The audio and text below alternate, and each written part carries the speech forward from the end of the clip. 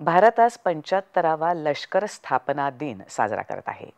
तत्कालीन lieutenant general अर्थात field marshal KM. Cariappa यांनी 15 जानेवारी या दिवशी भारतीय लष्कराचे पहिले कमांडर इन चीफ म्हणून पदभार स्वीकारला होता.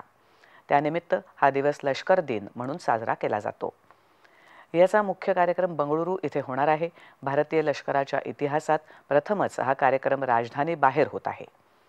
यानिमित्त लष्कर प्रमुख जनरल मनोज पांडे हे मद्रास अभियंता समूह युद्ध स्मारक इथे शहीदांना श्रद्धांजली वाहतील आणि त्यानंतर ते लष्कर दिनानिमित्त परेडची सलामी घेतील.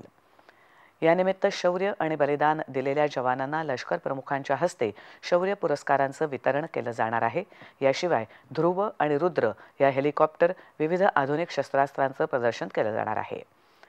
संध्याकाळी बंगळुरू इथे होणाऱ्या कार्यक्रमाला संरक्षण मंत्री राजनाथ सिंग प्रमुख पाहुणे म्हणून उपस्थित राहतील. यावेळी लष्कराच्या जवानांतर्फे विविध चित्तथरारक कसरतींचंही प्रदर्शन केलं जाणार आहे.